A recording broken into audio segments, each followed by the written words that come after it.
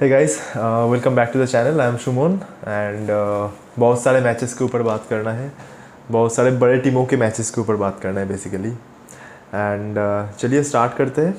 And इस episode में हम सिर्फ बात करेंगे ईपीएल की टीम्स के ऊपर। नेक्स्ट और एक वीडियो आएगा जिसके ऊपर मतलब जिसमें हम बात करेंगे regarding other matches from La Liga and Bundesliga. तो चलिए आगे बढ़ते हैं, वीडियो को स्टार्ट करते हैं।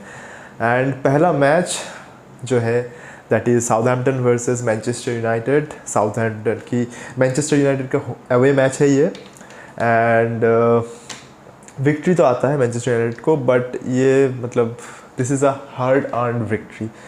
Like this was not a easy match for Manchester United.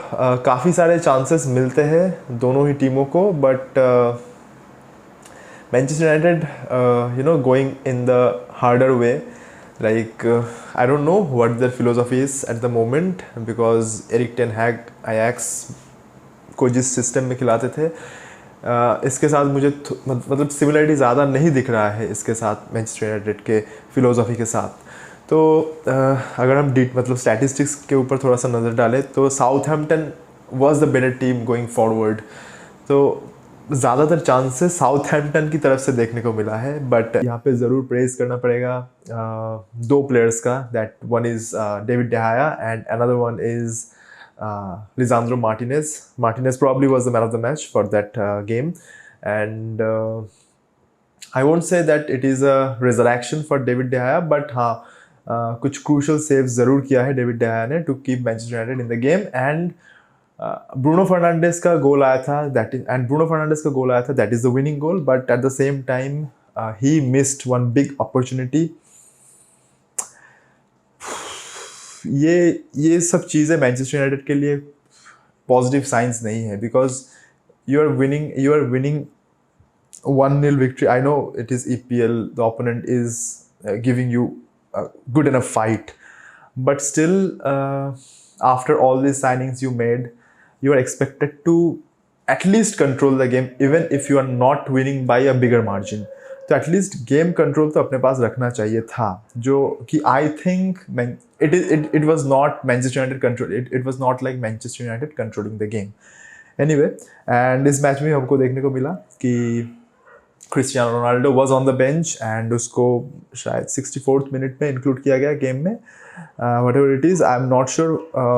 I mean, what is there in the store for Cristiano Ronaldo, whether he is going to stay at Manchester United or he is going to move out. ज़्यादा दिन नहीं बचा है हाथ में, तो let's see what happens. And वहीं पे कैसेमिरो का डेब्यू होता है मैनचेस्टर यूनाइटेड के लिए. और एक good news for Manchester United is Antony is finally a Manchester United player.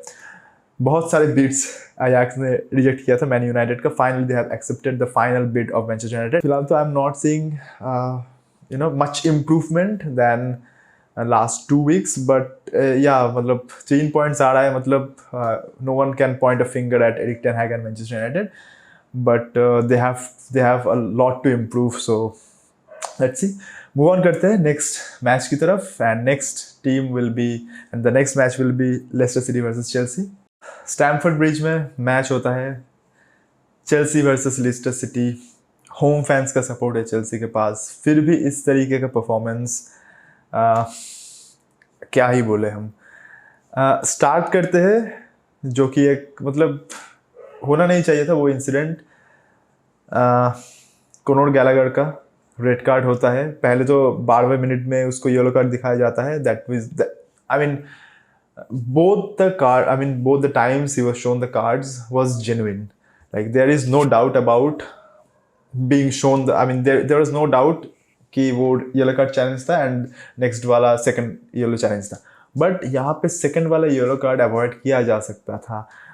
वहाँ पे वो टैकल की कोई ज़रूरत नहीं थी गैलागर ने जो किया था. And you can clearly see the reaction of कुकुरेया. मतलब वो ऐसा एक्सप्रेस किया कि क्यों क्या ज़रूरत थी भाई, क्या ज़रूरत थी. उसके हाफ में था, उनके हाफ में था उस टाइम पे बॉल. एंड वहाँ पे चेल्सी के पास वो पेस है कि बैक ट्रैक कर सके एंड शायद कुछ बेटर टैकल कर सके, लेकिन नहीं, गलती कर दिया गैलागर ने. एंड 18 मिनट में Chelsea went down to 10 men.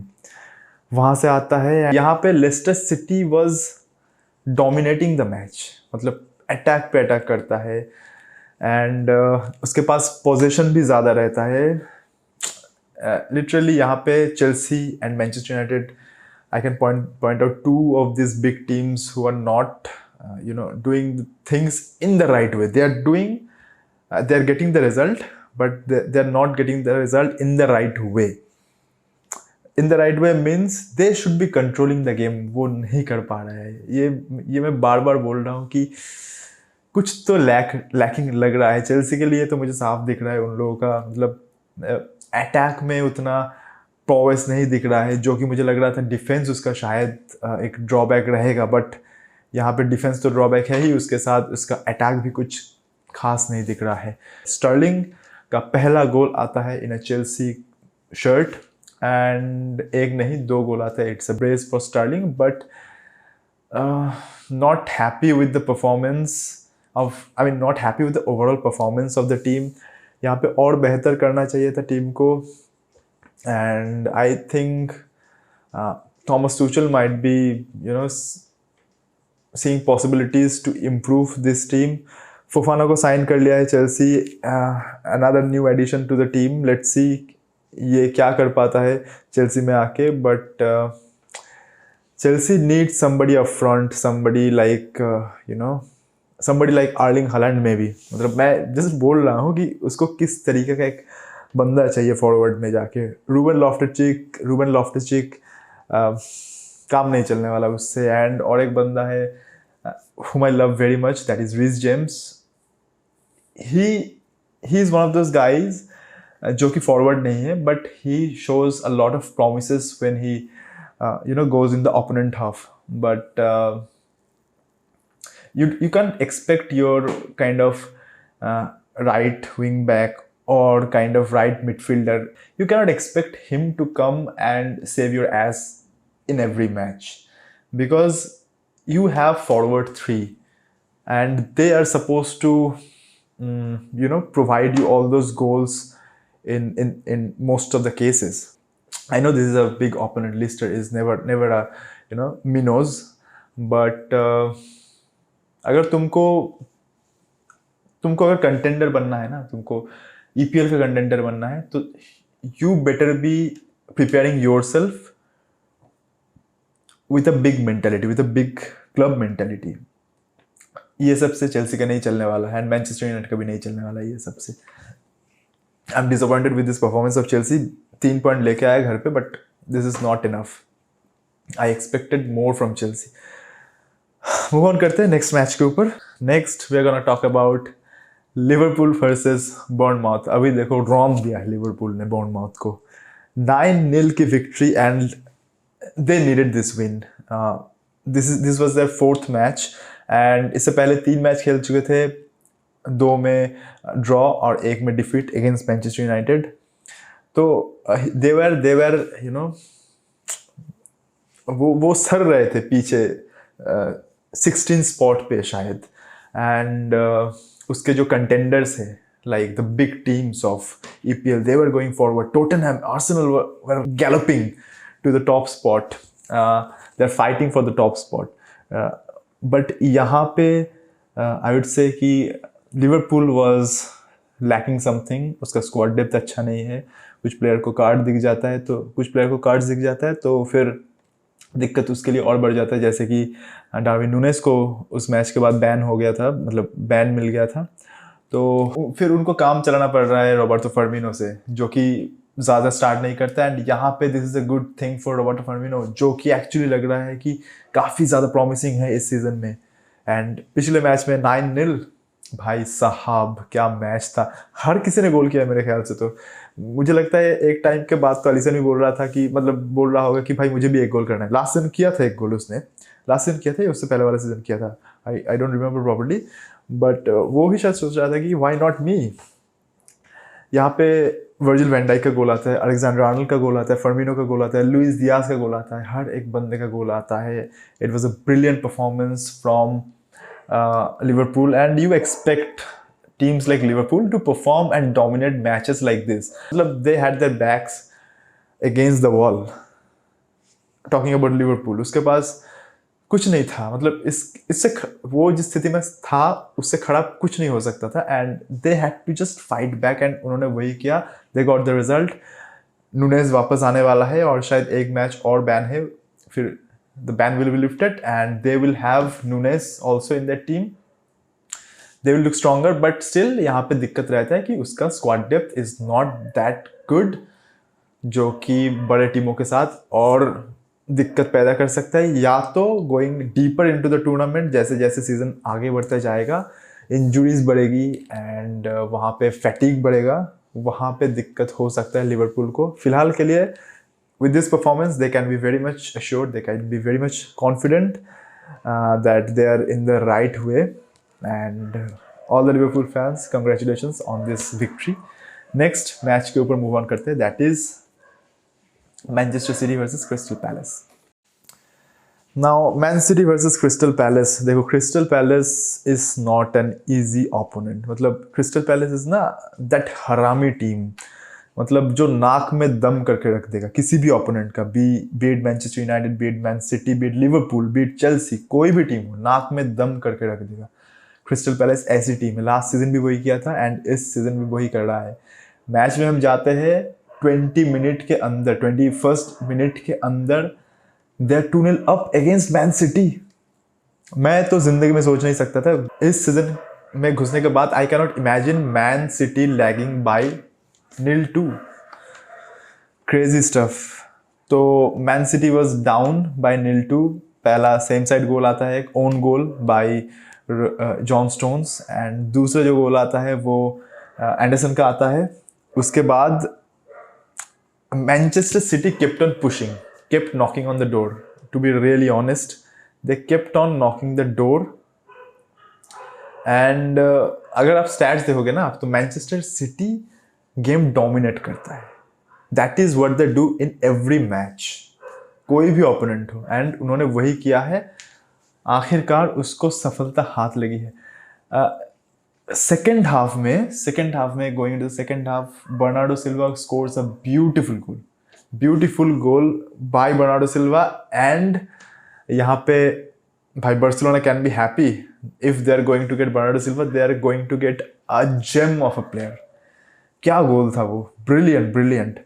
And उसके बाद गोल करता है कौन, next 3 goals is scored by the Erling Braut Haaland, the prodigy. For me, he is the next big thing, even better than Kylian Mbappe. Even, I mean, not better in the sense, not technically better. I would say he is more of a clutch player. Like, he is more of a decisive player. I've seen it for Norway, I've seen it for Borussia Dortmund, I'm seeing it for Man City, and Man City के साथ he is looking more deadly. आप पहला 2 गोल देख लो, उसमें there is nothing special about those goals. आप एक forward हो, आप एक नंबर 9 हो, you have to score those goals. Simple as that. उसमें कुछ खास नहीं है, but that is a basic thing. वो अगर मिस करता गाली पड़ता, मिस नहीं किया, he did the basics right. That's all. आप अगर उसका 3rd गोल देखो ना, that proves why he is probably the next best striker after Lewandowski और करीम बेंजेमा। अगर आप वो गोल देखोगे आपको पता चलेगा, वो बंदा बॉल, आई डोंट रिमेंबर किससे लिया था वो बॉल एक्चुअली, या he got the ball from इकाई गुंडोगान। अभी गुंडोगान से उसको बॉल मिलता है, उसके सामने एक डिफेंडर है एंड उसके 2 साइड में 2 डिफेंडर है, स्पेशली उसके राइट साइड वाला जो डिफेंडर है वो तो एकदम उस पर चढ़ गया है।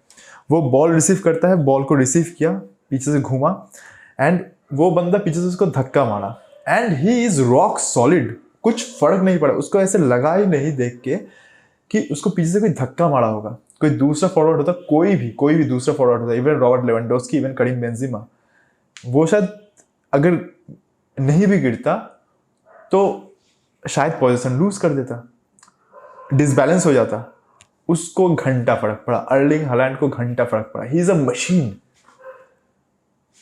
क्या कंट्रोल दिखाया बॉल के ऊपर उसने, वो 2 डिफेंडर उसके ऊपर चढ़ रहा है, बॉल के ऊपर कंट्रोल रखता है, वहां से फिनिश करता है। Absolutely brilliant. He is the next biggest striker in the world, period. तो मैन सिटी यहाँ पे मैच जीत लेता है अपना 4-2 से। मैं सोच रहा था कि यहाँ पे ख़त्म कर दूंगा, बट एक चीज़ में मैं ऐड करना चाहूँगा, Arsenal versus Fulham. My God, what a terrific performances Arsenal is providing here, day in day out, should I say match in match out. Brilliant being down by probably 1-0 से down हो जाता है, Mitrovic का गोल आता है पहले तो लगता है कि शायद हार सकता है आर्सेनल ये match. Impossible. Arsenal is right on track and probably they are playing the best football in EPL right now. Probably Man City जैसा फ्लेयर नहीं है उसके पास, but they're getting the job done. They're getting the job done. After so many years, Arsenal is at the top of the table even after 4 matches. This is brilliant football from Arsenal. थोड़ा सा points table के ऊपर नज़र डाल लेते हैं जल्दी से। प्रीमियर लीग की पॉइंट्स टेबल, चलो भाई देख लेते हैं प्रीमियर लीग का पॉइंट्स टेबल क्या है। यहाँ पे पॉइंट्स टेबल में आर्सेनल सबसे ऊपर है, उसके बाद है मैन सिटी, फिर टॉटनहम, अभी देखो फिर ब्राइटन। अभी ये सारी टीम नेक टू नेक चल रहा है। आर्सेनल थोड़ा सा आगे, हर एक मैच जीता है उसने 12 point. Man City, Tottenham, Brighton 10 each. उसके बाद लीड्स 7, उसके बाद चेल्सी है 7 पे, फिर न्यूकैसल, फिर मैनचेस्टर यूनाइटेड, उसके बाद लिवरपूल। ओके, तो after 4 match days Liverpool is at number 9, Man United is number 8, Chelsea is number 6। तो यहाँ से they have to put on some brilliant performances to get higher in the points table. Let's see क्या हो पाता है। And race तो काफ़ी बढ़िया चल रहा है भाई, इसमें कोई शक नहीं है। Just let me know in the comment box कि आप कौन सी टीम को सपोर्ट कर रहे हो, आपका प्रेडिक्शन क्या है कि कौन से टीम्स टॉप 4 में फिनिश करने वाले हैं इस season. And let's see season के एंड में। आज के लिए इतना ही, वीडियो को समाप्त करते हैं। अच्छा लगा तो लाइक कर देना, नहीं तो डिसलाइक कर सकते हो, कोई बात नहीं। और चैनल को सब्सक्राइब कर देना, वीडियो को शेयर करना, आपका थॉट्स बताना कमेंट बॉक्स में। एंड तब तक के लिए अपना ध्यान रखिए, खुश रहिए, दूसरों को खुश रखिए। बाय।